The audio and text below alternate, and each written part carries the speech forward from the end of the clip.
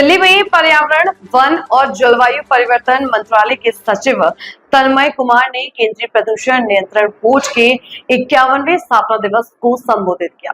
उन्होंने बोर्ड की अब तक की उपलब्धियों की सराहना की और पर्यावरण संरक्षण के क्षेत्र में इसके निरंतर प्रयासों को महत्वपूर्ण बताया। तन्मय कुमार ने स्वच्छता, प्रदूषण नियंत्रण और टिकाऊ विकास के लिए तकनीकी नवाचारों और जन भागीदारी की आवश्यकता पर भी बल दिया है।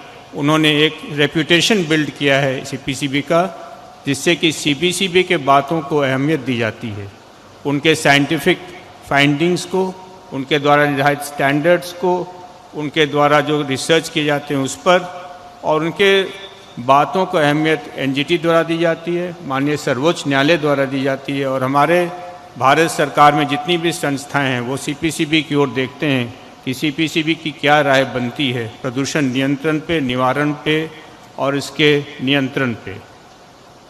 मैं ऐसे अवसर पर उन सभी लोगों को याद करता हूं जिन्होंने सीपीसीबी को इस मुकाम तक पहुंचाया। उनको भी बहुत बहुत शुभकामनाएं, उनका भी हार्दिक अभिनंदन। मुझे माननीय मंत्री जी के निर्देशन में इनके विजन के तहत काम करने का अवसर मिला सीपीसीबी के अध्यक्ष के रूप में। सर, मैं आपका आभारी हूं कि आपने मुझे यह मौका दिया और इस पद पर रहते हुए हम सभी आपस में इंटरैक्ट कर पाए, हम कुछ नए प्रयोग कर पाए, हमने कुछ नए मुकाम भी हासिल किए।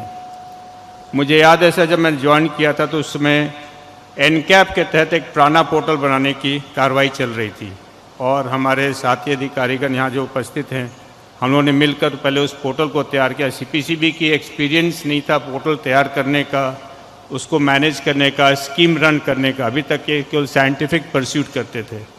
फिर धीरे धीरे करके ये प्राणा पोर्टल एक तैयार हुआ। उसके बाद तुरंत बाद एक्सटेंडेड प्रोड्यूसर रिस्पॉन्सिबिलिटी का दायित्व आया, वो भी हम लोगों ने प्लास्टिक का जो एक्सटेंडेड प्रोड्यूसर रिस्पॉन्सिबिलिटी काम को पूरा किया। उसके साथ साथ अन्य बहुत सारे काम हम लोगों ने अपने हाथ में लिए।